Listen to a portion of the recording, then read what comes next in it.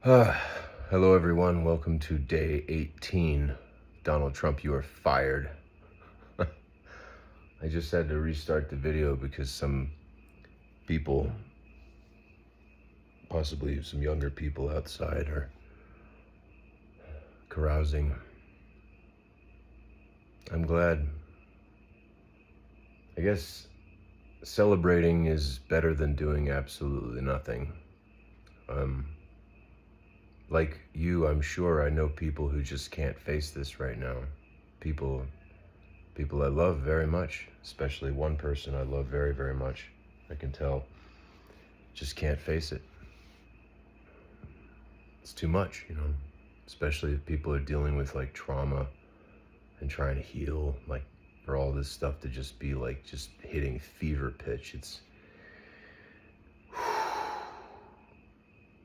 And I made the wonderful, brilliant, stable genius choice of I was off of coffee for 15 months, and when I was moving and things got really hectic, and I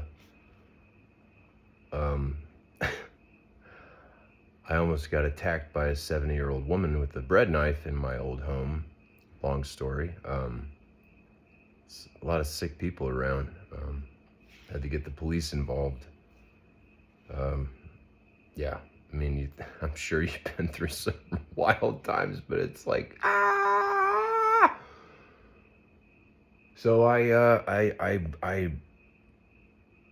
very much prefer sobriety, and I am not touching even a drop of alcohol while I'm doing this. I haven't mentioned that yet, I don't think, but not one drop. I will not touch any mind-altering substances while I'm doing this. I have not, and I will not. I think the end of this is like October 12th, so this is a long haul.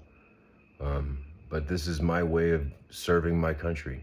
I'm giving 100 days to my country right now, giving everything I've got to this. And it's taking a toll on me. I realized over the last like few days, a week, I was like, I'm not sleeping right. And I'm extraordinarily sensitive to chemical influences. I mean, it was even the first thing my mother ever said about me when I was born. I reconnected with her, one of her best friends as an adult, and she said, yeah, I asked your mom, what's your son like when you were born? Excuse me. And she said, he's so sensitive. This is the first thing ever said about me. So I just cold turkeyed coffee like yesterday, and I am pretty cranky right now. And I was doing a little research, and I was like, yeah, it's the GD coffee. That's what this is, because I've been crashing after work. I could barely get back here today. I mean, it's not far from work to home, which is a wonderful thing. Haven't experienced before such a short commute. It's wonderful. But I've just been crashing. I like get home around like 5:30 or something, and I'm out until like 9 something, 9 or 10. Anyway, I want to talk to you about a few things tonight. I wanted to introduce you to one of the last of my plants you haven't seen. This is an Aloe Cameronii. And this dude is cool. He's grown at least, I don't know, maybe an inch or two since I brought him home with me. And this is cool. And I got him out on the deck. He's getting, they call it sun shock or solar shock or something like that. It's not bad for the plant, but it starts turning red, and it gets this really cool reddish color. And a lot of this new growth up here, I think this was really small when I got it, and this was small, and this is new, and this little dude in here is new. But spiky plant. It's cool out there. I'm enjoying being a plant daddy. I work with plants now, so I've been learning a lot about them, and I've got like 20.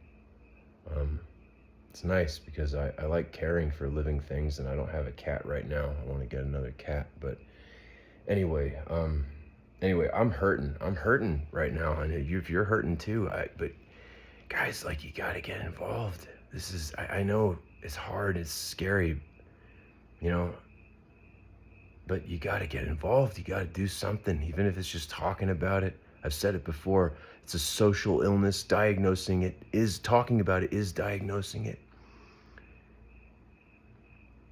This is really bad. Like, I mean, in my opinion, like, I don't think World War III is going to be like a traditional war. I think we're already in it. I really think this is it. I think we're fighting it right now.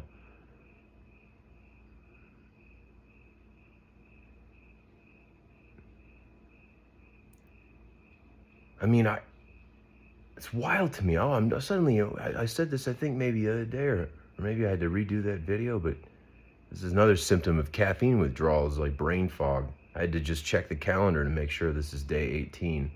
It's like, is it really Tuesday right now? Because I can't think straight. And I want to go because I want to go for a walk and meditate. Oh, I'm shamelessly going to plug this. These came in the mail today. These are Earth Runners. These are like the best shoes I have ever had in my life. And mine broke a couple years ago, and it's been really, really unfortunate that I haven't had a pair. And this company was such a good company that I had kept my old ones when they broke. They have increased the size of, this is a copper like thing. It's grounding. It's supposed to make you feel like you're really connected with the earth. There's zero drop. And I got a pair of these like right before COVID, and I wound up basically like stranded in LA. And there's one of my good buddies, I think he and his wife are watching these and are, you know, sometimes, and are being very supportive. And I would say to him, I can never thank you enough for helping me through that time, because I basically splashed down in LA, and it was a really bad time and place to be. And he was leaving, and I helped him move out, and it was just like, it was bad. And he helped me out a lot, because it was like, what are we gonna do? And I was stuck. I mean, I wound up like driving a 1971 Dodge Dart out to the PCH and like crashing on the bench seats for a while, because like there was just no work. There was nothing anybody could do, and all this stuff, help from the government. They lost like 24 weeks of benefits in the mail. It was like 13 grand gone, and it was I mean, it was a nightmare. And I was fighting Uber at that time. So the pandemic happened. I was fighting Uber. I was fighting Trump on Twitter. I started having panic attacks because like the COVID outbreak happened the day after I tweeted at him a picture of me in New York City. I was in New York for a deposition. Family started freaking out. I had to like leave really suddenly.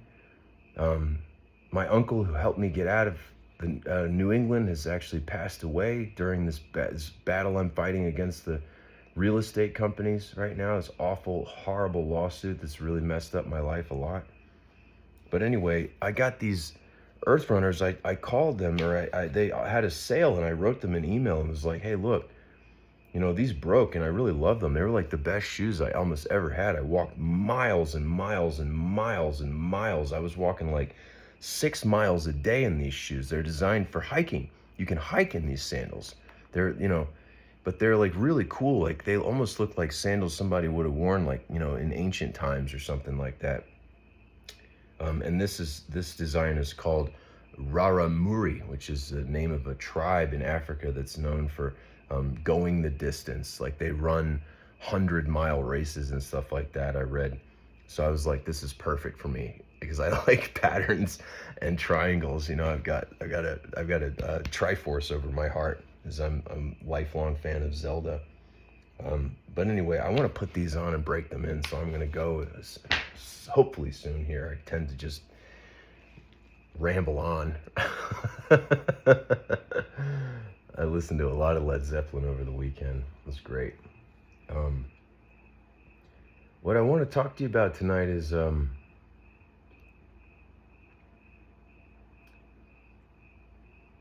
I really don't like getting angry. I spent a lot of time as an angry person when I was young. I really did. I had a lot of tragedy in my earlier life, and it's exhausting. But right now, getting angry is better than doing nothing. I feel very angry today. I do. I mean, I'm meditating again, which is great. I talk about meditation a lot. I try always to say I would never say anybody needs to meditate. It's not like that. It's one of the only things people do that there's no point to it. It's very similar to music. Like, why do you listen to music? Well, it's hard to have a good answer for that right off the way. Well, I enjoy it. It's exactly the same thing. There's not really a point to it. For music, point is not to get to the end of the song, because then the fastest musicians would be the best ones. Its point is its own sake. And I love just sitting. And meditation is just kind of like whatever technique you practice is just having something to do with the mind while we're sitting there. And I really like it. I dig it. It's so wonderful to sit, and I sit for an hour at a time. So I want to go for a walk, break in my new shoes, but if you're feeling angry right now, that's way better than feeling like hopeless. And doing something right now is way better than doing nothing. Whatever it is, like I've said, your best is good enough, and if your best is you just have your head down and you're going to work and that's all you can do, okay. But we really are in dire straits here, guys. And like, I need to start calling reporters, which I'm frightened of doing, honestly. I don't want to do that. But I need to tell my story. I need people to know. I'm tempted to say the name of that company right now, but I did give them my word, and I give with all my might, I try to keep my word. Like I said, I do 100 days in a row. I am doing 100 days in a row, even though this is taking a toll on me. I don't like this. This is awful. I got to do legal work this week. I got to file a motion response. This awful lawyer, Diana Mendez is her name, who took advantage of me when I was struggling with my mental health at the beginning of this lawsuit and stabbed me in the back and used what I misrepresented the situation, and I agreed to it and then made my life harder immediately. And I told her recently, you're a disgrace to your profession. You're an officer of the judicial system in this country, an officer of the court. That's why you're sworn in, and you take an oath that usually involves an ethics code. You're supposed to stand for something other than making money and having my name on the law firm in my 30s or whatever. Good for you. You're not a success. You're a monster. And I'm tired of it. I'm tired of not shining a light on these people. Dave Janis of Coldwell Banker, this 10-ton sack of human excrement, real estate agent, seriously screwed up my life and has somehow slithered his way out of some degree of accountability here, but not here. I've never met anybody else in my entire life who offered me refreshments and restroom and offered to help me stop the damage that was being done because of his own negligence. Lived in a place where he was hired to sell the property. And I said, I don't want you putting pictures of my stuff on the internet. I worked in Hollywood. I've got like an alien tree from a Star Trek film right here. I have all this art. I don't want you, precious things that mean a lot to me, writings and stuff like that that are irreplaceable. Oh, it'll be fine, his associate said. I got burgled. They weren't supervising. They're just people wandering around, rolling up in on me when I'm at lunch. Come home in the middle of the night, 9/11, 2021. There's 20 years after 9/11. I came home that night, door handle broken, middle of the night in the woods, in the mountains. Didn't know if there's people in there. It was terrifying. Chewed out a regional VP on the phone the next day. They were renovating their office. Chewed out a regional VP on the phone. Let them go. 2 years later, was hired to sell the place again. Told the new owner, I bet he didn't tell you what happened last time. And sure enough, the same shenanigans are happening again. Said no tours this day. She made a sign, blocked the path to my cabin where I was living, And this real estate agent moved the sign out of the way and was coming up on the porch. I just got out of the shower. They're looking in the windows at me in my underwear. Well, guess what? They got sued, and it didn't get thrown out. Criminal invasion of privacy and trespassing. I will not put up with it anymore. But this guy offered to help me deal with what the damage that was being done from under his watch, his management. Offered me refreshments, and he was laughing as I was not being serious. I was like, this people, I kicked them off the porch, politely said, "What do you think you're doing out here?" "Oh, we're just looking." A woman sneered in my face, and I said, "Get off the porch right now." The answer was no today. Still walking around 2 acres, walking around right out in front of where I can see. I get steam coming out of my ears. I go out there, I say, "I'll call the cops on you if you do this again. You're a guest when you're here. You don't anything you don't understand about that. She got witnesses. No profanity." Sneered at me again. "I'll talk to you when you're more calm." Waves me off with her hand. I'm like, "Lady, this is ridiculous. There's a force against intruder statute in this state. You just checked 2 boxes out of 3 for me to be able to use lethal force against you and be immune from criminal and civil prosecution." I didn't exactly know that at the time, but that's insane. To wave someone off in their own yard, whether they're renting or not, that is insane. To basically stick your tongue out at the law. It's the same insane stuff that King George was doing that led to the creation of this country. So this guy, I go talk to him, and I'm like, when she did that, I could have practically pulled out a sword and chased them off the property. Now, I said on there, I would never hurt them, and he's laughing as his assistant is laughing.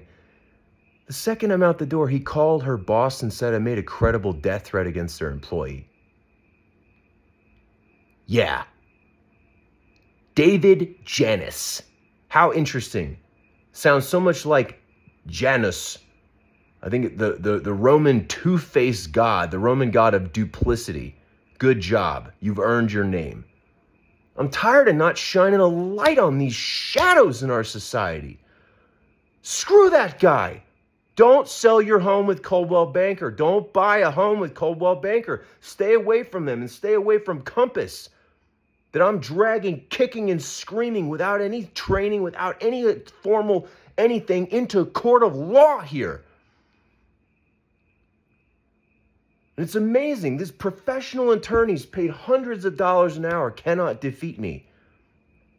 So far, waited 18 months for the court to rule on them, their motions to dismiss. This is what they do. They always try to throw it out. Always try to throw it out. Dismiss. This is no claim here. No claim. This is what they said. There's nothing more than just a normal course of business. Oh, really? Well, that's very troubling. That makes me sick to my stomach to think that this is what's normal. And it probably is. I know a college girl,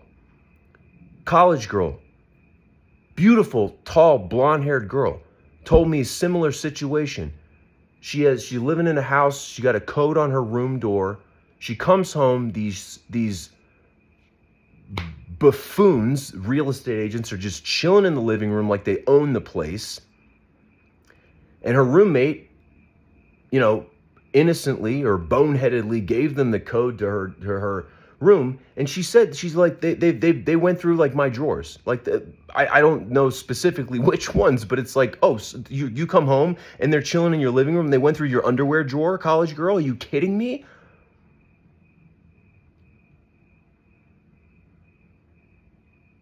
It probably is normal. I had a couple other college girls I know.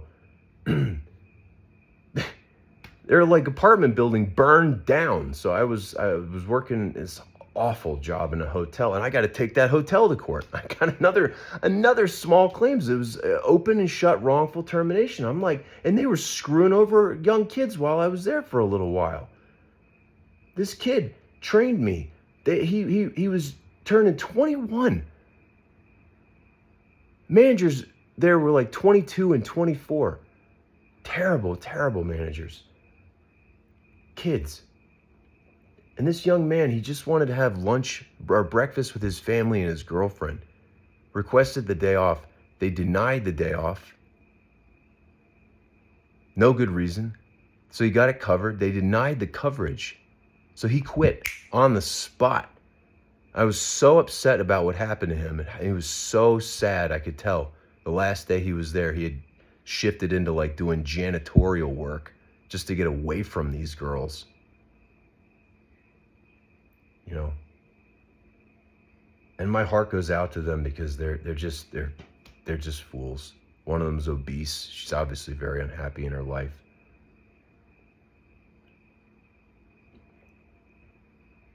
He was so upset, I could tell, deeply upset that he had been treated like that.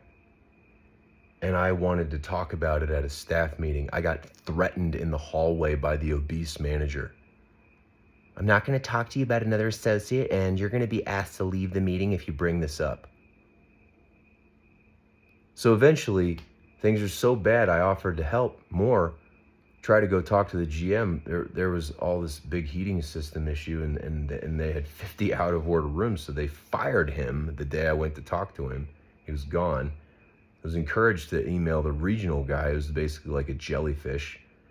Had been at that staff meeting, didn't introduce himself, and I was the one there like, who is this person? Oh, he's the regional manager. Good. Oh, I'm so glad you're here. It's good to meet you. There's a cleanliness issue here. We got fruit flies buzzing around our heads here.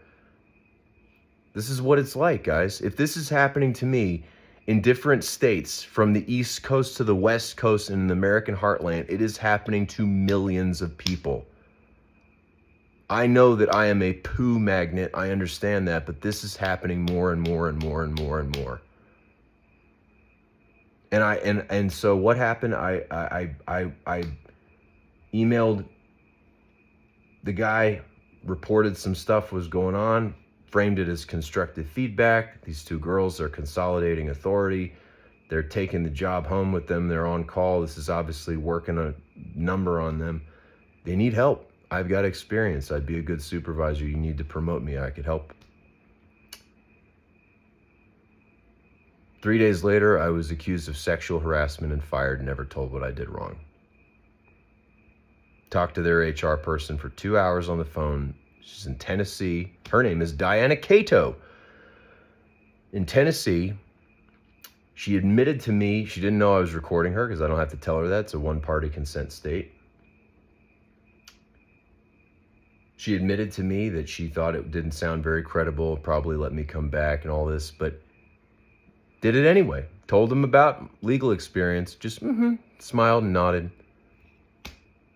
Well, I am not going to let you do this to somebody else. I am not going to let you do this to that young man and people like this in the future. I'm not going to subtend your immoral behavior by letting you get away with it, because obviously too much of that is happening, that this is becoming normal. This should not be normal. It should not be normal to expect to be treated with dignity and respect and to be crucified repeatedly over it. And it's so bad now that people are browbeaten into silence. There are so many people that are just like huddled in the shadows, afraid to be stepping into the light. You have to step into the light. Guys, what it means to be American is we are the first line of defense against tyranny and oppression. And if we are not that, we are not American. We are American in name only. This sucks. It really sucks. But this is what it means to be American. Being American does not mean that you just fly this outside on your porch and that means you're American. That's not what that is. It means something else. It means we stand for something.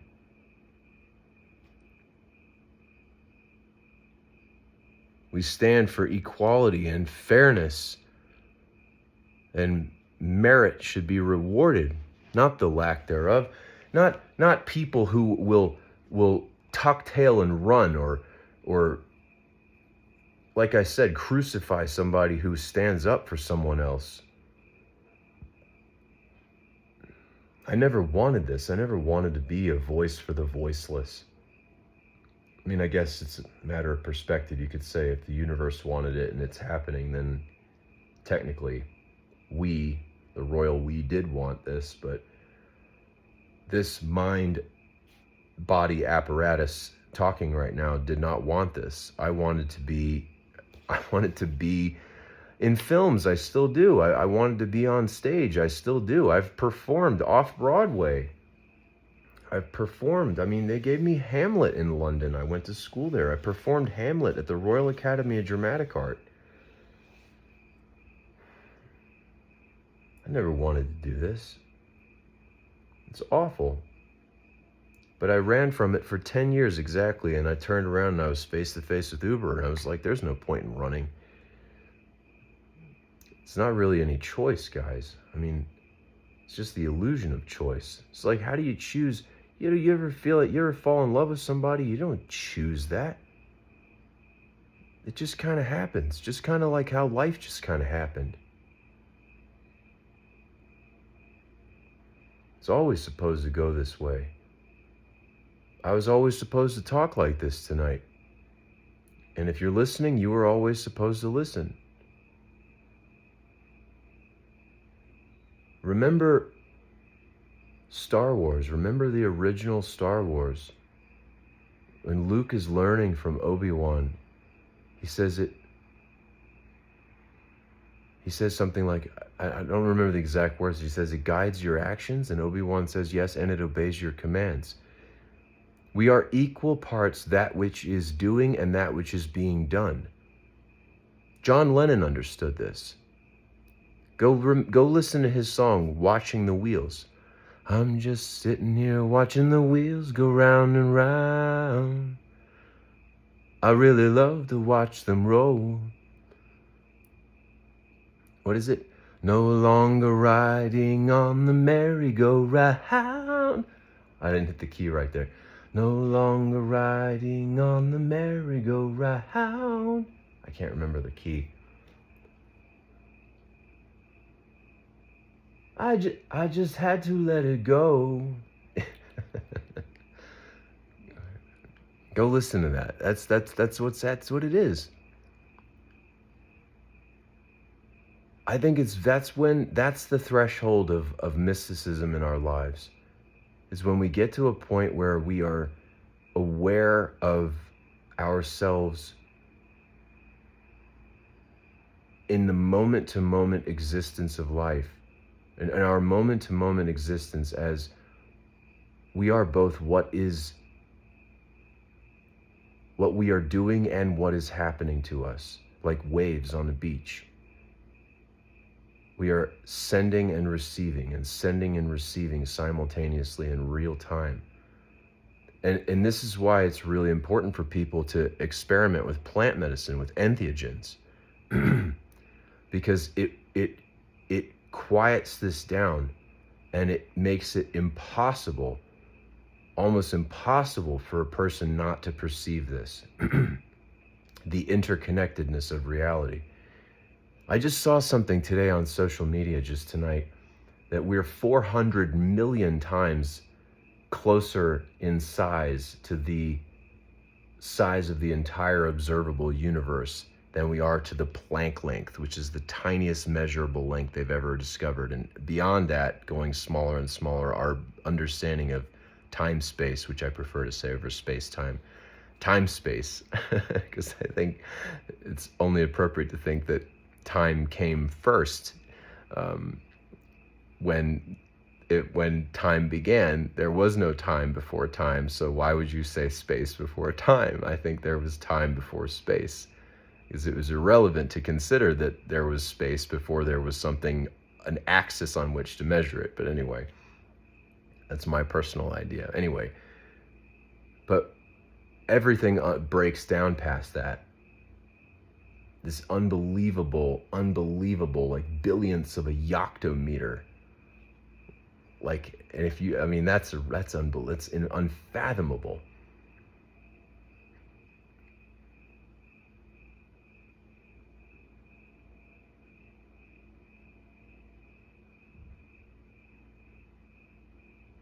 And I want to say, I don't have any ill will towards these poor people. I don't. You know, even these lawyers, these blustering lawyers now, like they lost this motion to dismiss, and now they're like, oh, well, we want a jury trial. And for the record, I think that their attorney, I'm not going to say his name right now, but the attorney for Compass Realty actually is their outsourced attorney. He does seem like a decent man. In my experience, I've had a harder time. This is a delicate thing I want to say, but I've had a harder time with lady attorneys, lady lawyers, than I have with male lawyers. And I think that has a lot to do with it's a male-dominated industry. And I'm not saying that all lady lawyers are bad. That would be a sexist thing to say. I would never say that. In fact, the first lawyer I worked with in that situation where I ended up, it's hard to say it wasn't, at least in part due to me, that tens of thousands of people wound up getting a raise in April 2018 in Southern California. But the lady lawyer for that company, the first one I ever worked with, she was wonderful.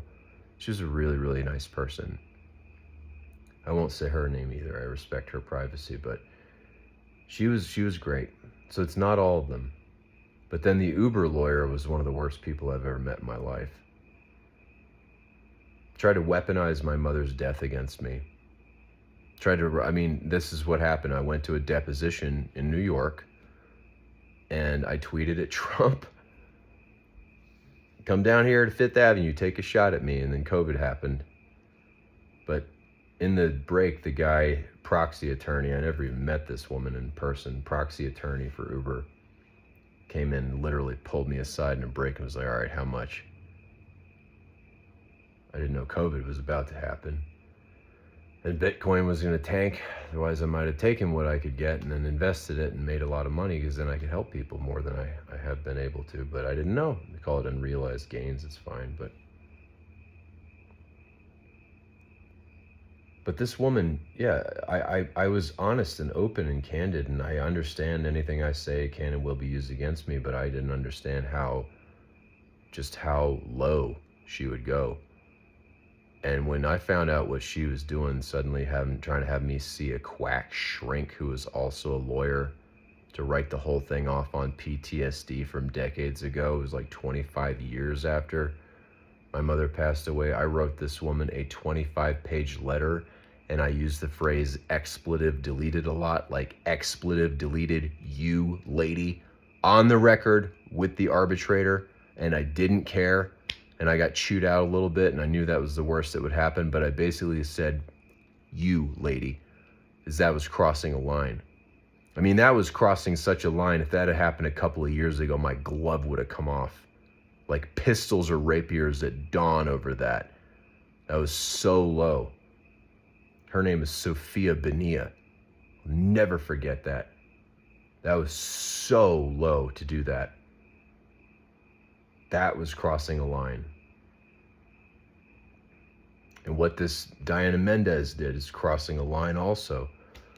Remember, my favorite and most important line to me in all of Shakespeare's canon from Hamlet: rightly to be great is not to stir without great argument, but greatly to find quarrel in a straw when honor's at the stake. It's not about getting honked off over the small stuff. It's about when it comes to a point of honor, even if it's over something you would say is very tiny, but it's a point of honor, that's the line that cannot allow to be crossed. Because it's a threat to the fabric of any healthy society. And you look at what happened. This guy, Dave Janis, I've met cockroaches who have more honor than that. Turn around and paint somebody as a violent criminal behind their back after shaking their hand and offering to help them. Screw you, dude. Screw you.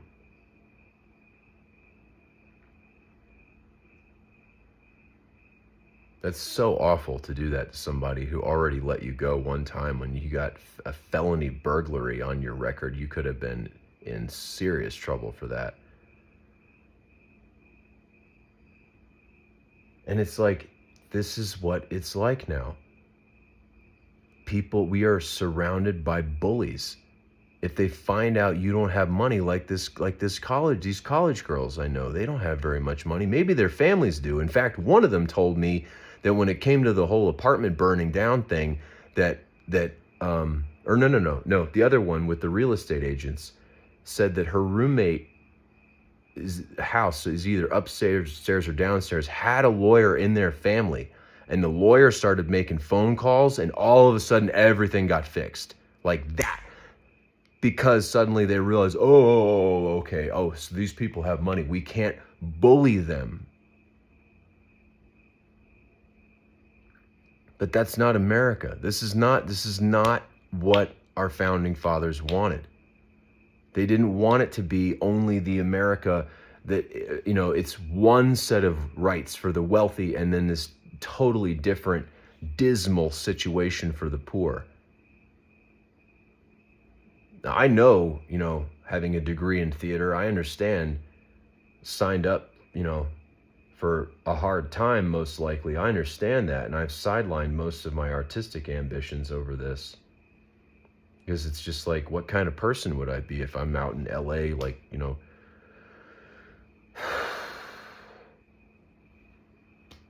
look at the pretty lights and colors, I was talking to these people with the Uber situation, and I was like talking to them about the law, and they were just like blinking at me like deer in the headlights, like they had no idea. And I was like, oh my goodness, these people are just getting herded into an economic slaughterhouse here. They have no chance. I'm walking down the street and see the Uber and, let's just say, other gig economy company stickers in the window, and there's somebody in the driver's seat like this, or with a baseball cap pulled down.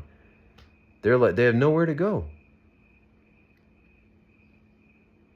They're getting destroyed. And meanwhile, these people are out there patting each other on the back. Look at how successful we are. Like Dara Khosrowshahi, that awful CEO of Uber who's learned nothing his whole life after having to flee Iran in 1979 for doing the same thing he's doing to people here. Just crossed an ocean and set up shop somewhere else and started stealing again.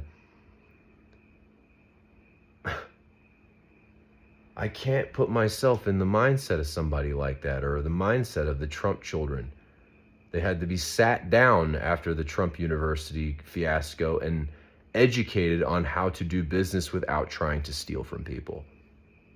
And it probably went in one ear and out the other. I cannot put myself in the mindset of somebody like that who looks at other people as an opportunity to cheat. It's just an obstacle for them to make money. Something to use. You ever met like really fake people? Like people who like use each other like that? Like that's why I won't live in LA again. LA's filled with people like that. Transactional relationships. So you do this for me, I'll do this for you. It's disgusting. I know at least one person like that right now, and I just have just been like, as soon as I realized it was like somebody like that, it's not even about behavior towards me. I realized it was behavior towards other people, and it's like that. And I was just like, that's it. Not interested. Best thing I can do is show you that is not the way to treat people. And you're not going to have friends or someone you might have even been like personally interested in on some level. Nope. Best thing I can do is just show you that that's not the way to go. I'm not here to change you or counsel you. I can't do that. Got to figure that out on your own. I feel really bad for people like that. And there's tons of them out in LA.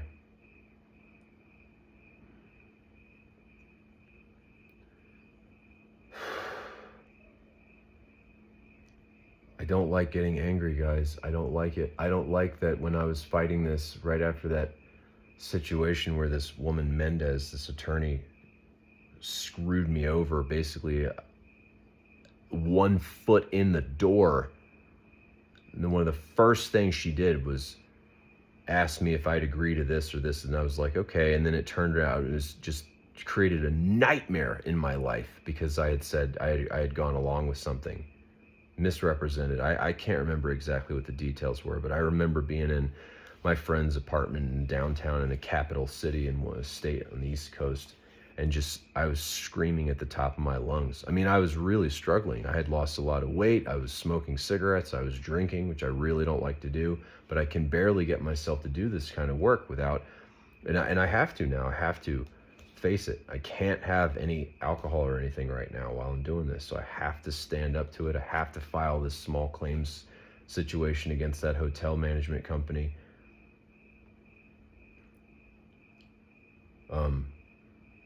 Because it's getting so bad. It's becoming like an everyday thing now. People are getting screwed over. College students are having to file away in their minds that this is what it's like, that I'm going to get abused and taken advantage of. I can't expect decency from people in positions of authority. I can expect negligence, and if I stand up to it or try to get around it, I can expect to get crucified. It's disgusting. I don't like getting angry. I don't like knowing that when I was right around the time this happened, I was so upset over what this lawyer did that I was outside on the street across from the Supreme Courthouse in a state in this country, right on the same street where I found this on the ground, and people were walking on it.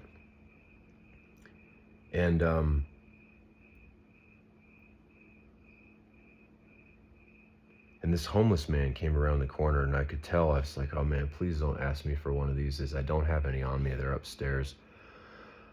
And I was smoking, and I was there, and he came up to me and he talked to me, and I was just like, God, I am such a poop magnet. Why does it always have to be blowing up in my face?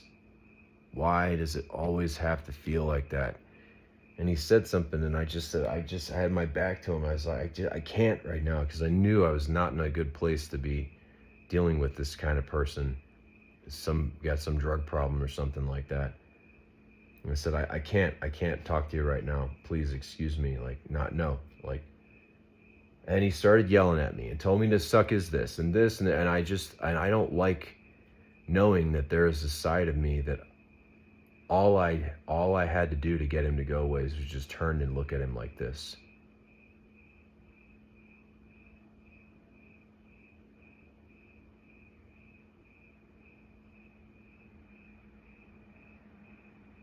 And he started backing away, and he still was, talking crap, but he was backing away, and then he went away, and I just started pacing back and forth on the sidewalk like a lion in a cage at the zoo, looking at him. And he looked back one more time and went around the nearest corner, and he didn't come back. But I don't like that. I don't like knowing that people have stepped to me with violence, and all I've had to do is roar at them at the top of my lungs like a wild animal, and they run away. I don't like that. I'm a gentle, kind-hearted, sweet person. I'm a very sensitive person. And it's very hard. If you put an animal in a cage and you poke it with a stick enough times, it will become vicious. It's not good. And you see what happens. And some people can't handle it. Don't have a healthy outlet for it. Don't have meditation, yoga, the gym, and they're in pain. The way I'm in pain, I have an ulcer in here. It's one of the biggest I've had. It's not like colossal, but it's enough that I've been in consistent pain for like the last 5 days. I washed my mouth out with some hydrogen peroxide before filming this, and it calms it down a little bit, but I'm hurting right now. And what ends up happening is Luigi Mangione. And I've said that to these people. I've said that to these lawyers. You don't and their clients by extension. You don't understand how dangerous this is. The kids out here are yelling free Luigi. And I'm saying, no, he should be locked up for the rest of his life. That is not a solution. It was awful what that kid did. And it's awful that people don't realize what's happening, and that supporting that is horrible, and it's fundamentally anti-American to do that.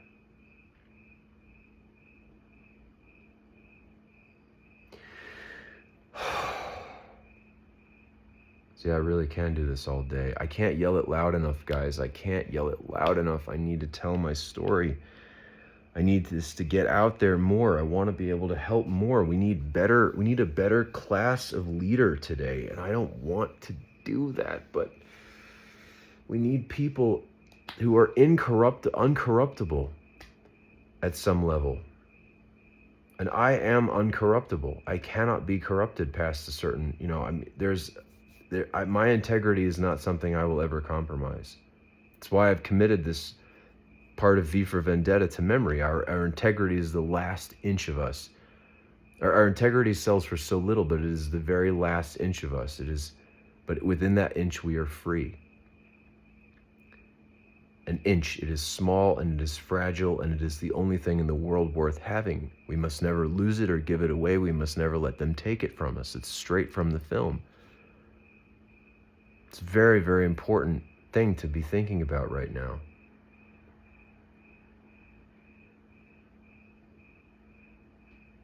They say everybody has a price. I'm like, well, I don't think that's true. Some of us don't.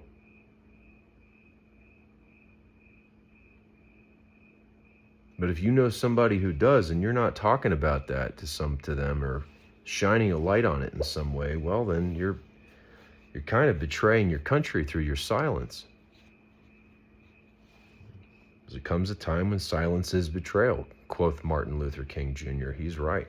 He was right. If you know somebody who's doing stuff like this, or you know somebody like this Dave Janis or somebody like that, and I'm not defaming the guy, I can prove what I'm saying is true. So he hears about this, I double dog dare you. He won't, he's a coward.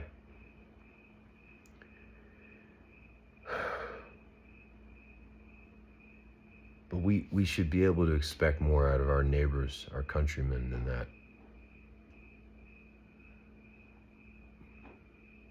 You don't understand what damage somebody can, you can do in somebody's life.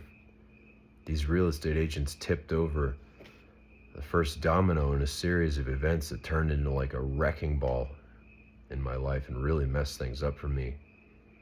And cost me a lot of money and a lot of pain. A lot of personal relationships, friendships dissolved. People I knew for over 10 years, I'm no longer speaking to them. Family, voted for Trump, had to step back from them for the first time ever. That hurts me. I don't like that, but it was necessary because I am really pissed off. And I don't want to do any more damage.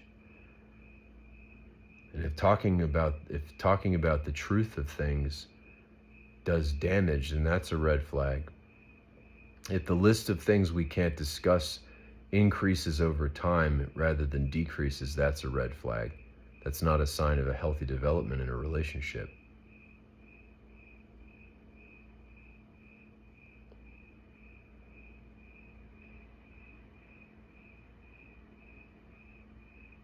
I imagine a lot of you feel the way I feel, like you wish you could help more, you wish you could help, you wish you could help.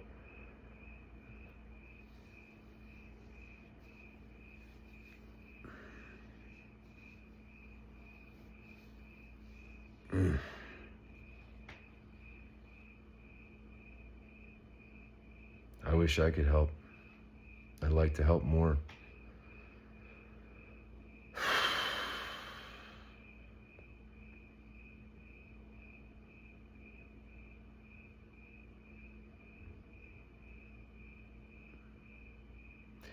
Last thing I'll say tonight is,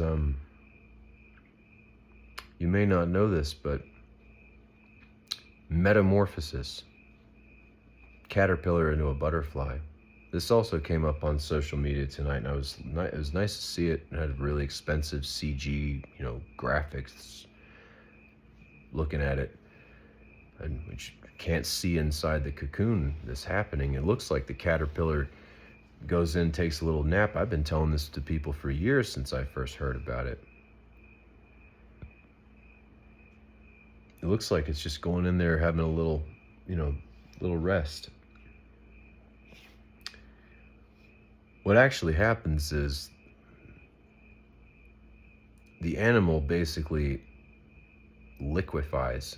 Its body dissolves, and the butterfly cells start showing up almost like a cancerous growth. And its instinct at a cellular level, its immune system's instinct is to fight this change. But if it wins that fight, it dies. Dies. It literally has to learn to let go of life on the ground in order to fly. It has to let go of life on the ground in order to learn how to fly. This is a mirror of human spiritual development. We have to learn to let go in order to fly. Now you might be like, oh, why don't you let go of these lawsuits? And people have said that to me before. There's one guy I used to be friends with in LA. Why don't you let go? I have let it go many times. Many times. I'm down like at $200,000 to $250,000 to corruption in this country since the Audis when I entered the workforce. According to Einstein, that's insane to keep doing that and expecting a different result.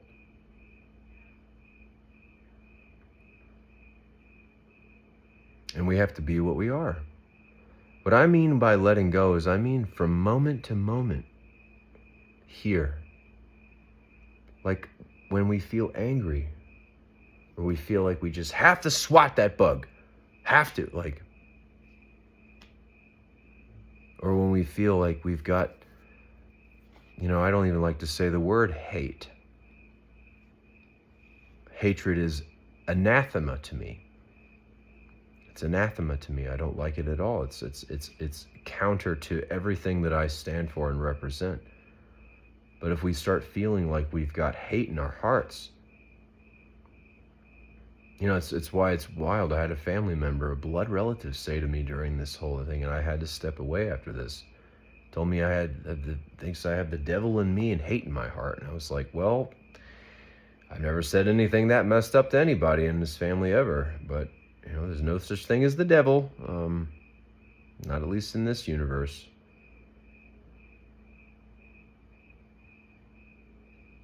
But I was like, and this is someone who voted for Trump. At least once. I can't believe you could say that to me. I don't have hate in my heart. I don't. I really don't. That's what I'm saying is like, this is what I mean. This is spiritual development. If you feel that, like you hate Donald Trump, don't do that to yourself. He's not worth it. He's not worth you poisoning your life and your interactions with that. Let that go. Don't carry it. I sit for an hour twice a day. I try to do. I'm getting back into it. I had fallen off it for a little while, but I always return to it. 15 years I've been doing it. And I come back to it because I can let it go and be there. And even though it comes up in my mind, and my mind might wander for 15 minutes, I bring it back. Don't get upset. Bring it back. Okay, my mind wandered. Bring it back. Bring it back to the breath. Or my practice is something different. It's like I'm not qualified to teach it, so I won't go into it.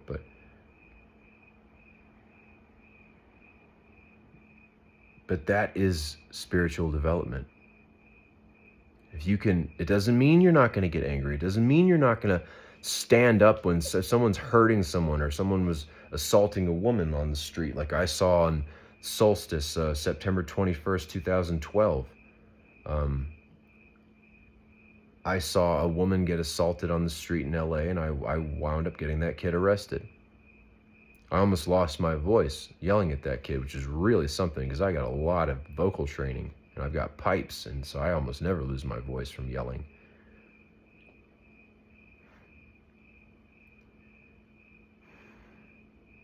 But not to carry it around moment to moment. I don't hate these lawyers. I don't hate these real estate agents. But it is just, I am an equal and opposite reaction to what they are. And every one of us who is standing up and doing something right now, we are an equal and opposite reaction to what's happening in our government and big business. It's time to activate, guys. Activate. You got to do something. That's why I say, like, even this one, I don't even care. I'm not even going to do timestamps on this. I don't care if you watch this. I've just needed to get this off my chest tonight. It's getting late, but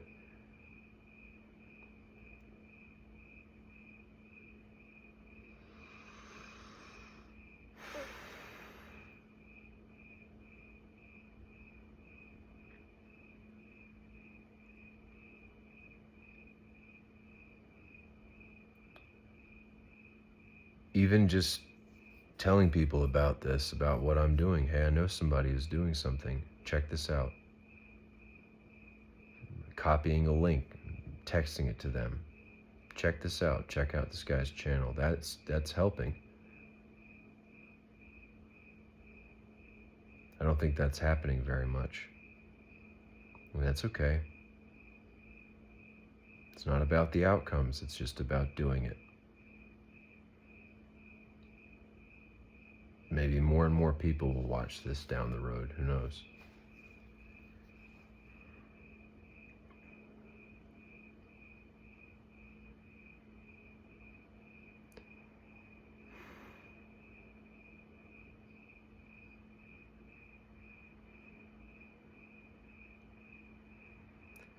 But it is really important.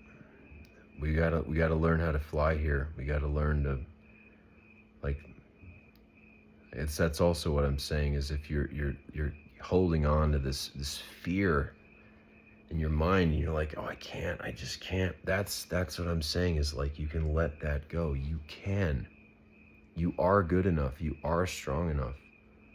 This is why I need to tell my story, I think, because I need people to understand one person really can make a difference. I've helped out more people than I will ever count in my life.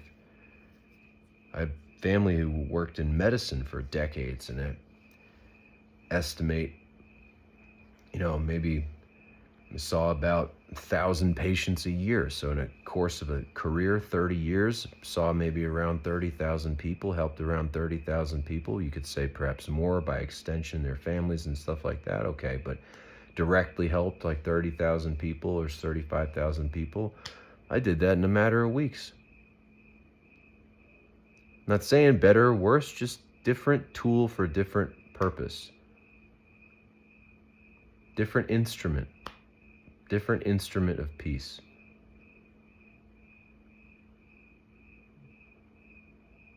Gotta start with believing in ourselves. I struggled with this for a long, long time. As hard as this is right now, I've almost never felt so consistently alive. I think it's a beautiful thing to realize in the midst of it, these are some of the best days of my whole life. Even though I'm alone and I'm exhausted, and I've been fighting this stuff for 9 years, this thankless job, and it's wrecked me. It's wrecked so much in my life. Yet somehow there's all these really amazing little things, like the fireworks the other day on day 8, that start happening when we're like really on the path. Or they say, like, you're on the path when you don't know, when the road disappears beneath your feet, and like you don't know where you're going with it. That's when you're really on the road you're supposed to be on. It's exactly how I feel. So anyway, I hope you think about that if you've watched this. I mean, I don't think many people will. This is a long one, and I want to go for a walk, try out my shoes, so I'm gonna go. Yeah. Peace and love to all of you. I really do love you very much. Remember, V for Vendetta. I hope whoever you are, that you escape this place. I hope the world turns and things get better, but what I hope most of all is that you understand what I mean when I tell you that even though I may never meet you, laugh with you, cry with you, or kiss you, I love you with all my heart. I love you. I'll see you tomorrow for day 19. Get some rest. Okay, bye now.